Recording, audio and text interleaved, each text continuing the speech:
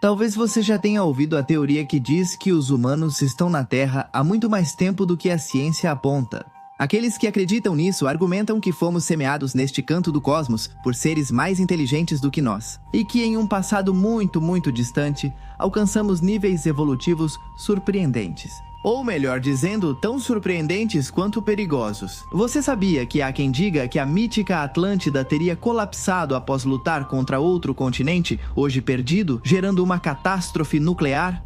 Mas não vamos nos adiantar.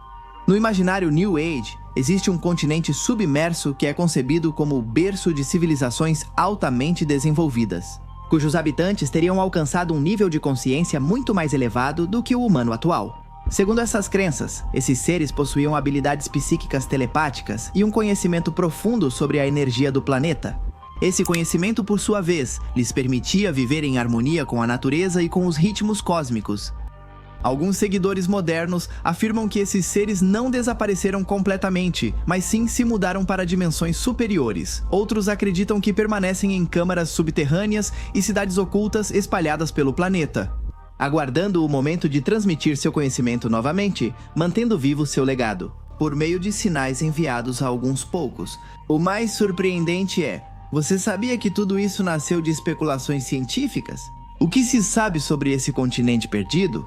Como ele se conecta a tradições de povos antigos? Qual é a sua conexão com a Ilha de Páscoa? Como esse lugar e a Atlântida acabaram entrando em guerra?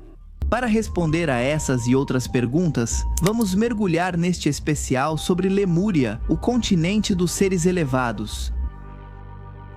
Como vocês podem imaginar, esse tema é um tanto polêmico. Tem gente que vai dizer que é ótimo, tem gente que vai odiar e vai dizer que é simplesmente teoria da conspiração e outras coisas.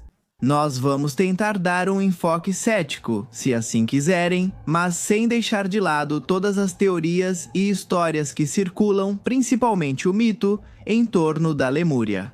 Se quiserem que a gente continue abordando esses temas, convido vocês a escreverem aqui embaixo Continentes Perdidos. Se mais de 500 pessoas comentarem Continentes Perdidos, vamos abordar outros temas parecidos. Já há vários vídeos assim no canal. Convido vocês a assistir e deixarei um link no final para conferir. E vocês também podem deixar suas sugestões aqui embaixo. Vamos ler tudo o que vocês sugerirem. Como esse tema ainda não foi tratado, pois já discutimos diversos assuntos, alguns até se repetem.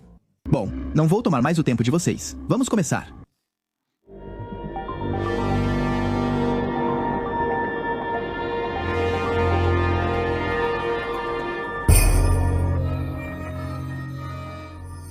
A história de Lemúria não começa em templos antigos, nem em manuscritos enigmáticos, mas sim no terreno aparentemente frio e racional da ciência do século XIX.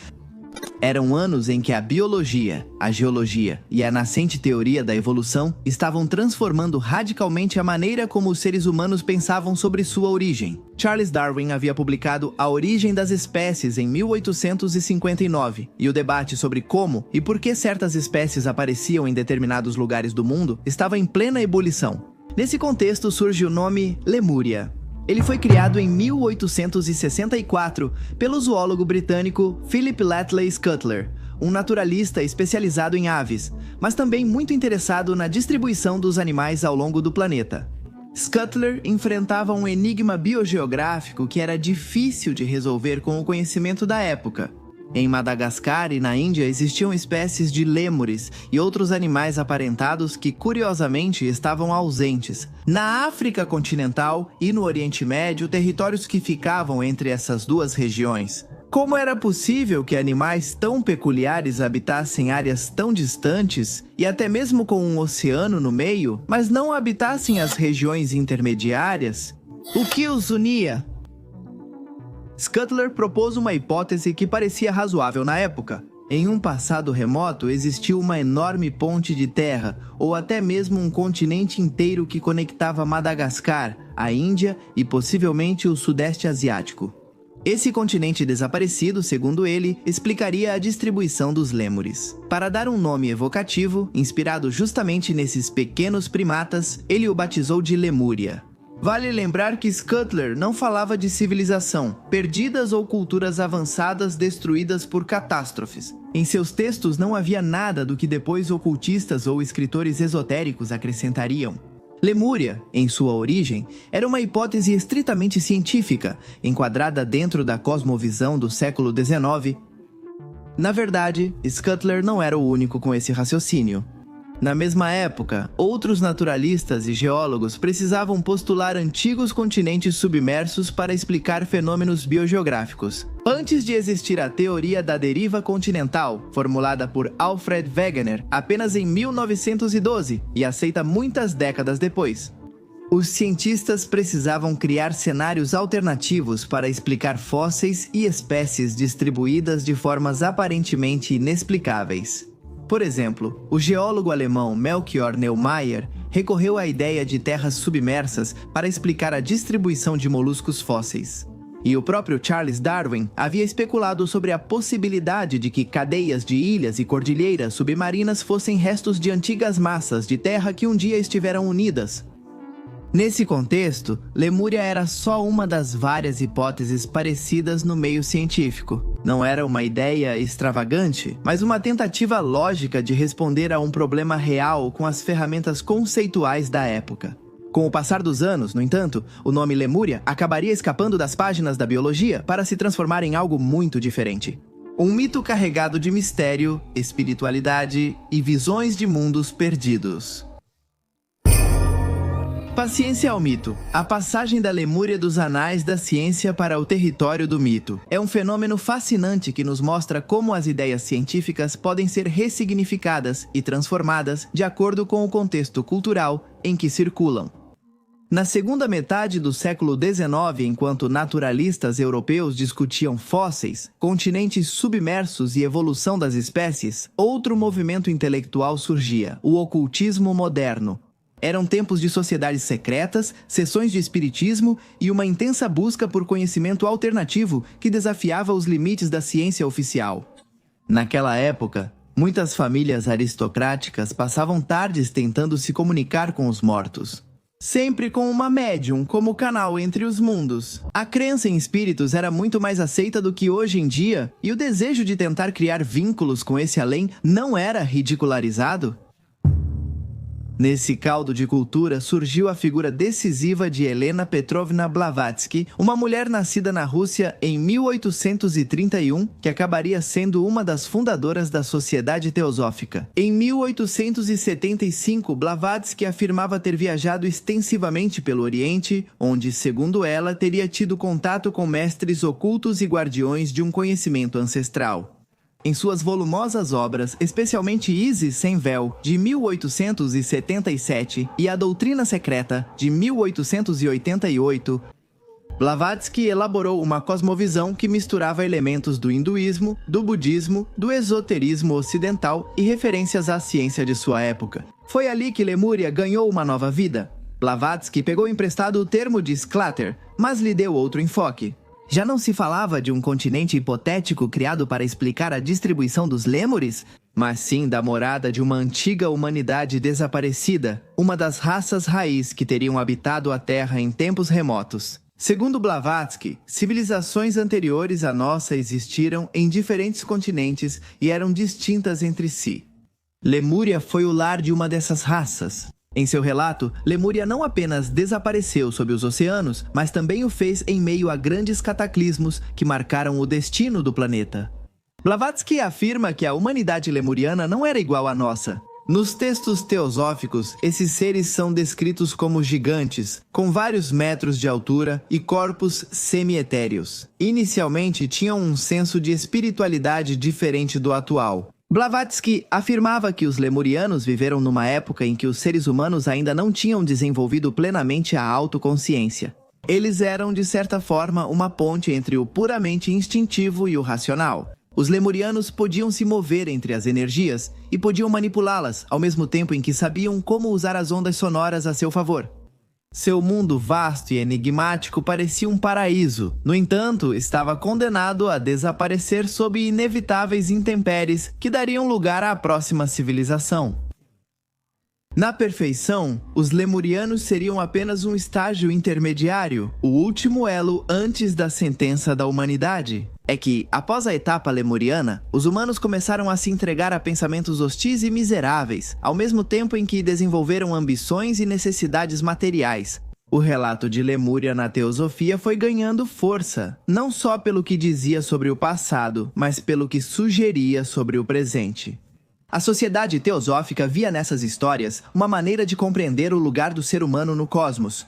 Se existiram civilizações anteriores, maiores, mais sábias ou mais espirituais, então o homem moderno era apenas um estágio em um processo evolutivo maior. E ainda havia chance de redenção. Lemúria, entendida dessa forma, funcionava como um lembrete de que a humanidade não era única, nem tampouco definitiva. Essas ideias repercutiram muito nos círculos teosóficos. A sociedade teosófica se expandiu rapidamente pela Europa, pelos Estados Unidos e pela Índia, e com ela se difundiu a noção de Lemúria como um continente mítico.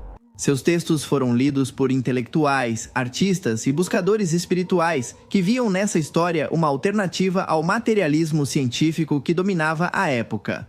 Como fica claro, a teosofia não apenas resgatou o nome Lemúria, mas o carregou de significados, transformando-o em um símbolo de civilização perdida e em um ensinamento velado. Em um século marcado por descobertas arqueológicas, as ruínas de Troia, os hieróglifos egípcios decifrados, as explorações na Mesopotâmia, a ideia de continentes perdidos e civilizações esquecidas encaixava perfeitamente na imaginação popular. Enquanto a ciência buscava provas físicas, o esoterismo afirmava ter acesso a uma história oculta da humanidade, acessível apenas para aqueles que se aprofundassem no conhecimento secreto. As águas haviam se dividido e logo as visões se misturaram. Com a virada do século, Lemúria deixou de ser uma simples curiosidade dentro dos textos teosóficos e se tornou um símbolo poderoso que atravessou correntes espirituais, movimentos esotéricos e até teorias pseudocientíficas. A palavra, já carregada de mistério graças a Blavatsky, foi apropriada por novos autores que buscaram dar-lhe mais detalhes, mais corpo e mais espetacularidade.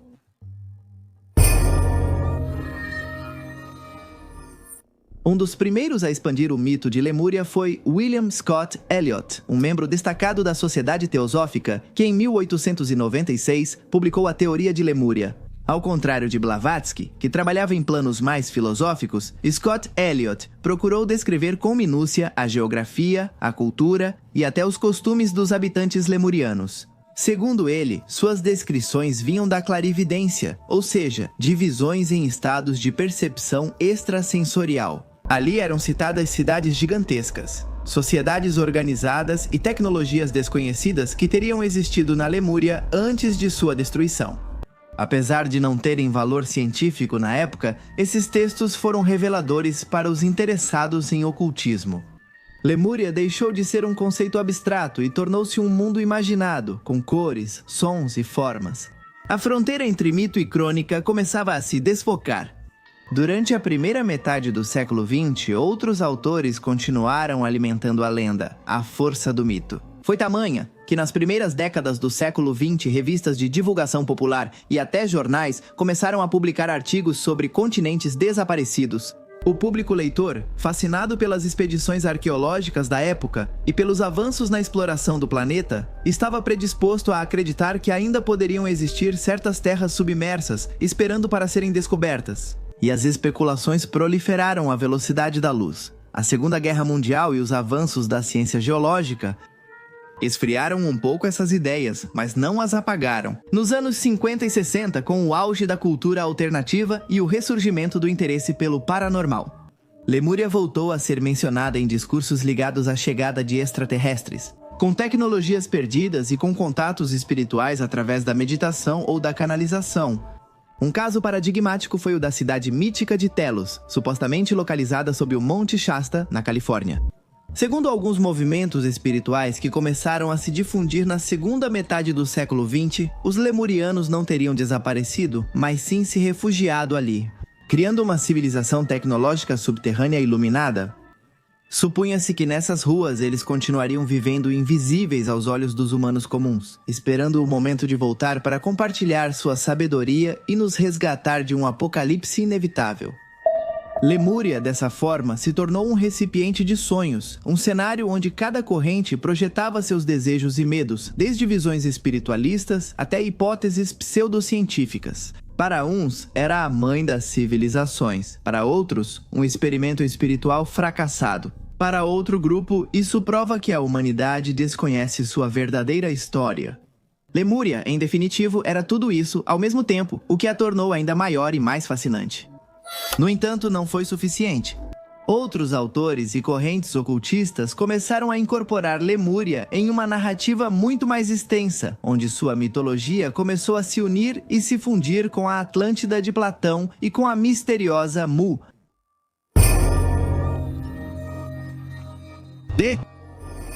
Hoje em dia, Lemúria raramente é mencionada sozinha entre os continentes perdidos. Seu mito, para o bem ou mal, se entrelaçou com dois grandes enigmas, Mu e Atlântida. Esses nomes formam uma tríade mítica que inspirou exploradores, ocultistas, escritores e sonhadores de várias épocas. Apesar dos contextos distintos, os três tiveram o mesmo destino. Serviram de espelhos para que cada geração projetasse seus medos, esperanças e o desejo de encontrar uma origem oculta da humanidade. A Atlântida é sem dúvidas a mais famosa. Sua primeira menção aparece nos diálogos de Platão há mais de 2000 anos, como uma civilização avançada que sumiu sob o mar em um único dia e noite de catástrofe. Para os gregos era uma parábola moral, não um fato histórico. Nos séculos seguintes virou sinônimo de mistério. Viajantes, cartógrafos renascentistas e exploradores da Era Moderna buscaram vestígios de sua existência no Atlântico, América e até nas profundezas do Mediterrâneo. Neste canal, fizemos um extenso relatório sobre a Atlântida. Convido vocês a assistirem após este vídeo. Mu, por outro lado, surgiu no século XIX graças às teorias de Auguste Leplonge, um arqueólogo autodidata que, interpretando mal certos hieróglifos maias, afirmou que no Pacífico havia existido um grande continente desaparecido. Segundo ele, Mu foi o berço de uma civilização mãe que depois se dispersou para Egito, Mesopotâmia e culturas pré-colombianas. Embora a comunidade científica tenha rapidamente descartado essas afirmações, a ideia ganhou força no imaginário esotérico. Para os teosofistas dos séculos XIX e XX, não haveria contradição em unir esses três continentes perdidos dentro de uma grande narrativa espiritual. Segundo essa visão, cada um representava eras distintas da humanidade, raças raiz que surgiram e caíram, como vimos em ciclos cósmicos. A Atlântida simbolizava a queda de uma civilização tecnologicamente avançada, mas moralmente corrupta. Mu era interpretado como o continente-mãe, origem espiritual das culturas antigas, e Lemúria era vista como uma etapa intermediária onde o ser humano ainda estava em formação. O fascinante é como essas três narrativas se retroalimentaram. Muitos autores do século XX misturaram suas histórias.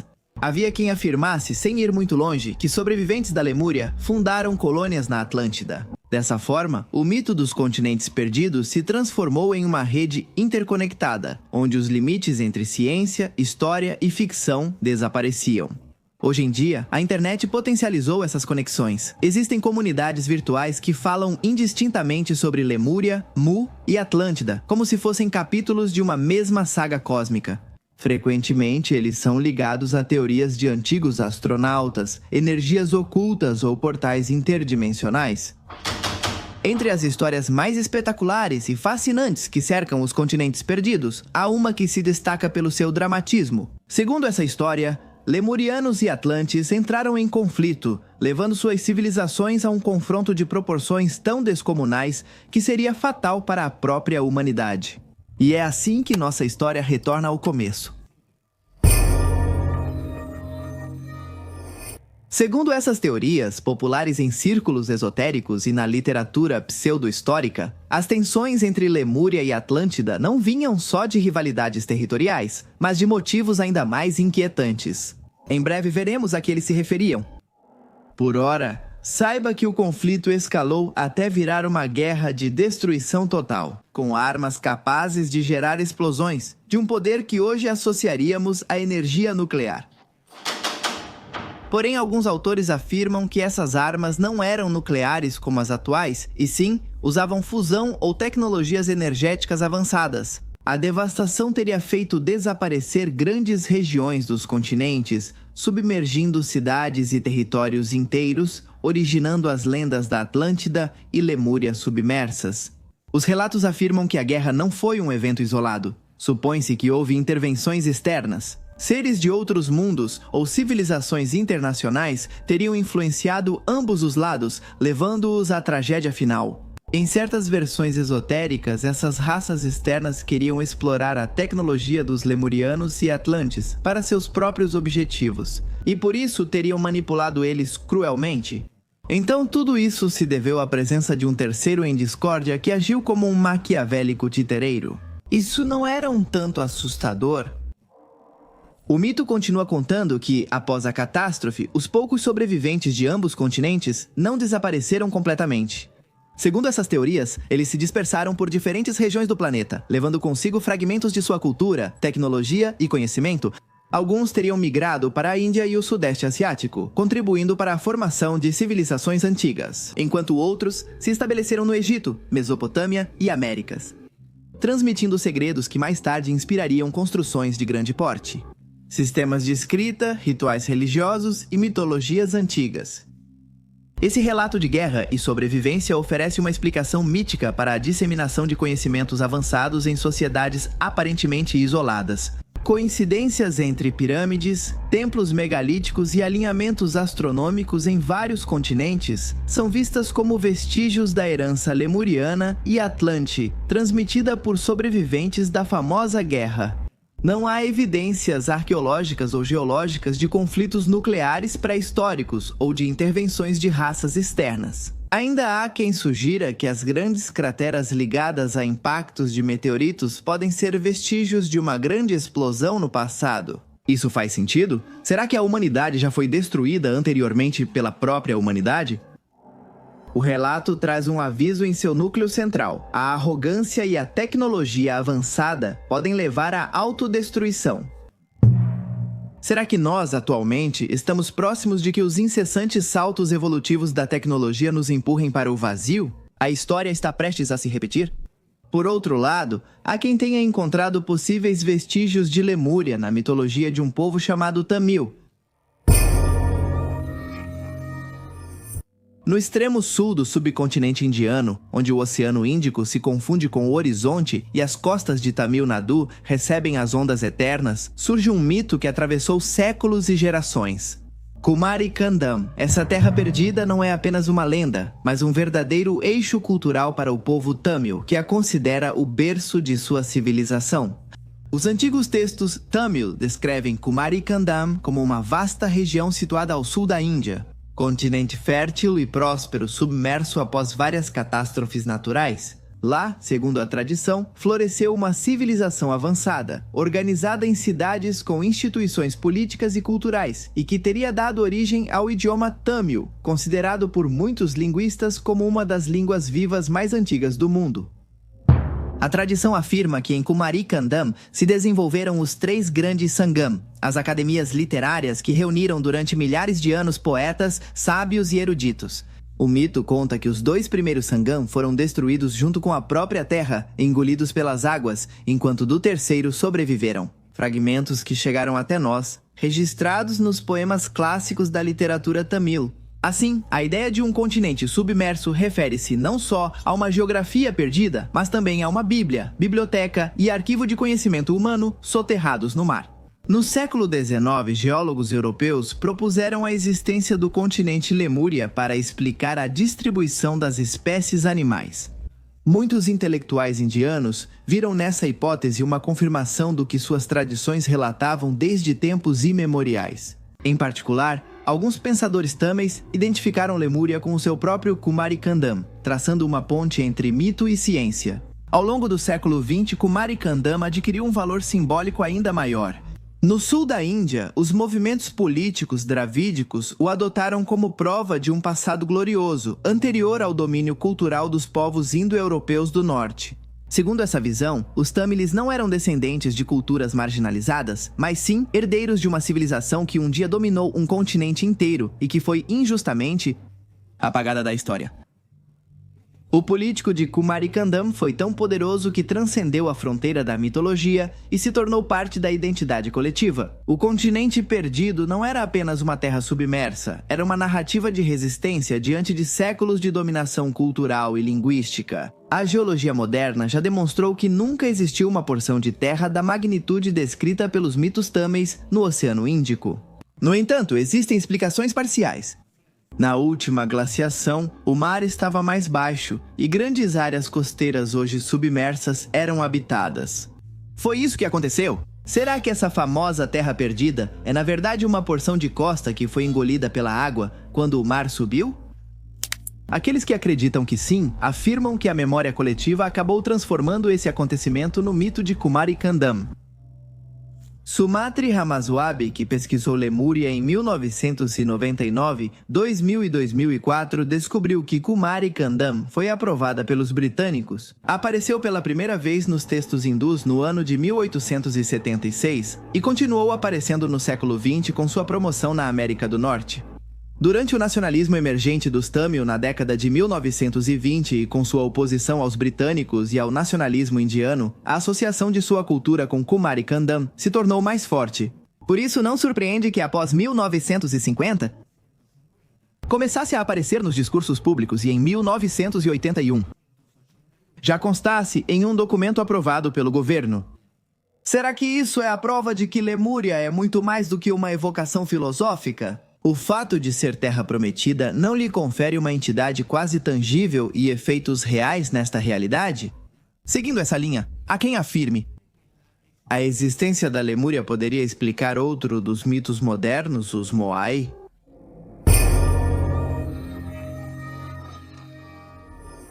No coração do Oceano Pacífico, isolada entre águas infinitas e correntes traiçoeiras, a Ilha de Páscoa tem sido um enigma durante séculos. Seus gigantescos moais, esculturas de pedra que olham para o horizonte, não são apenas um testemunho da habilidade de seus habitantes, mas também alimentaram todo tipo de teorias sobre civilizações perdidas. Entre elas, destaca-se a ideia de que a Ilha de Páscoa, junto com outras ilhas do Pacífico, poderia ser um vestígio da Lemúria. O continente submerso que teria conectado antigas civilizações muito antes da história registrada.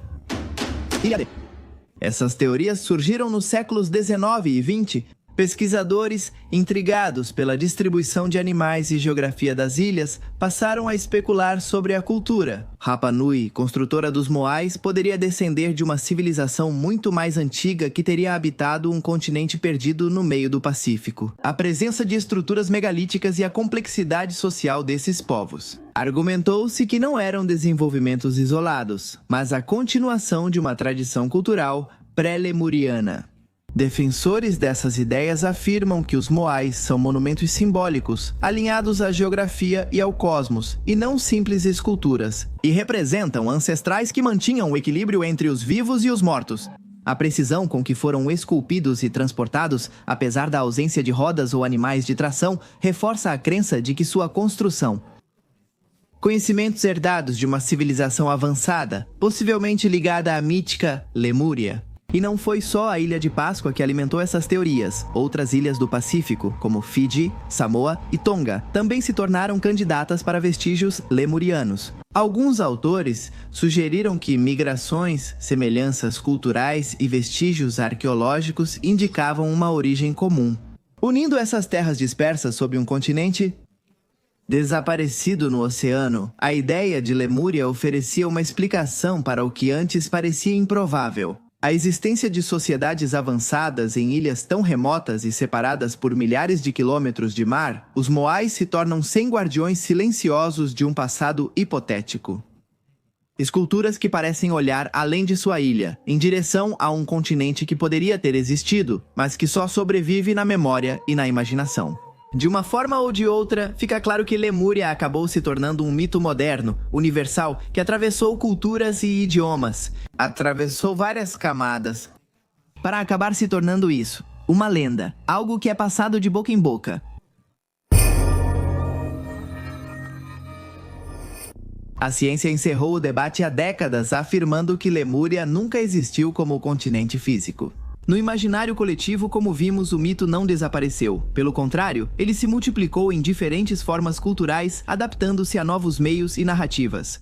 Desde a segunda metade do século XX, especialmente no XX, primeiro Lemúria, ganhou destaque na literatura, cinema, música, videogames e fóruns online. Na literatura fantástica e na ficção científica, Lemúria foi absorvida como um cenário fértil. Autores de Pulp Fiction e de revistas de aventura a usaram como pano de fundo para histórias de civilizações esquecidas, monstros pré-históricos e guerreiros míticos. Lovecraft e Robert E. Howard, criador de Conan, o Bárbaro, citaram Lemúria em seus relatos, integrando-a ao universo de mundos perdidos que inspiram seus leitores. O cinema também tomou nota, embora de forma mais difusa.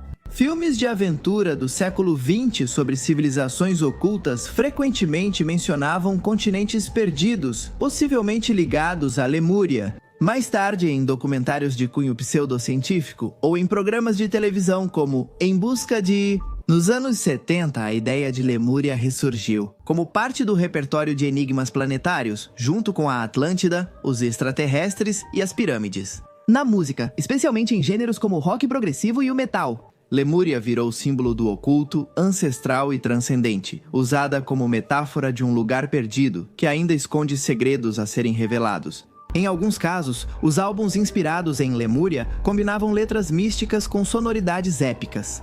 Com a chegada da internet, o mito foi revitalizado. Fóruns, páginas esotéricas e comunidades virtuais passaram a divulgar teorias sobre os lemurianos, descritos como seres espiritualmente avançados que teriam deixado mensagens ocultas pelo mundo.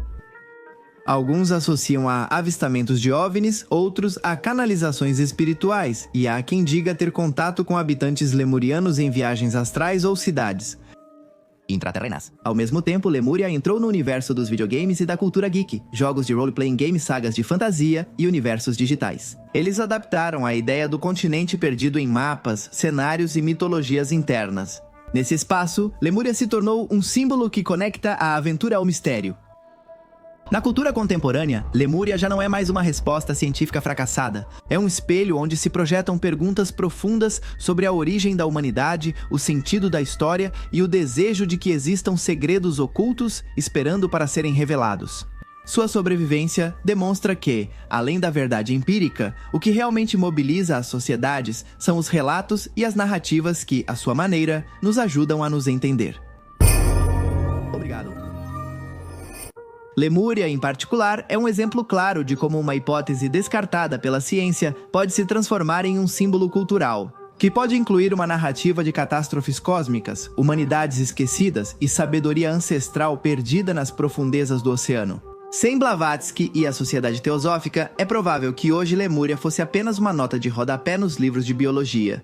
Mas graças à sua contribuição, o continente fantasma se tornou parte da mitologia moderna. Em tempos em que a ciência parece responder a tudo, a persistência desses mitos revela uma necessidade espiritual, a de acreditar que ainda existem mistérios capazes de ampliar nosso limiar de assombro. O poderoso desses relatos é que eles não morrem, mesmo que a ciência os refute. Viajam de época em época, se transformam e se reinterpretam. Seremos realmente descendentes dos lemurianos? Será que, como dizem alguns, o nosso DNA ligado à Lemúria se ativa de vez em quando? E nos questiona, fazendo com que tenhamos sonhos com cidades estranhas? É por isso que sentimos falta de coisas que nunca tivemos neste plano? É o eco da nossa árvore genealógica lemuriana ressoando? Será que os lemurianos ainda se escondem em cidades ou planos dimensionais paralelos? Eles definem nosso futuro? Vão nos salvar? Conspiram contra nós? Vão nos considerar? Lisa, e simplesmente voltarão? O que é então Lemúria? Realidade oculta, ignorada ou metáfora sobre a necessidade que nós, humanos, temos de tentar nos conectar com emoções mais internas e espirituais. Não estamos cada vez mais longe desse propósito com o avanço do mundo e o aumento dos estímulos externos? Lemúria é inspiração ou um aviso do que pode acontecer conosco se não cuidarmos do nosso entorno? O planeta Terra pode ser engolido por um mar infinito de estrelas algum dia? Se isso acontecer, alguém lembrará que nessas coordenadas existiu um mundo com estranhos habitantes que se viam como humanidade. Será que o próprio ser humano vai se tornar um mito no futuro? Que lição deveríamos tirar desses raciocínios? Lemúria nos lembra que mesmo em um mundo mapeado até o último canto por satélites, ainda existem mares de incerteza, nos quais podemos navegar com a imaginação. E talvez esse seja o verdadeiro legado desses enigmas, o de nos conectar com a nossa própria natureza, a natureza de sempre. Acreditar que nem tudo está à vista e que o extraordinário pode ser descoberto, desde que nos propomos a encontrá-lo.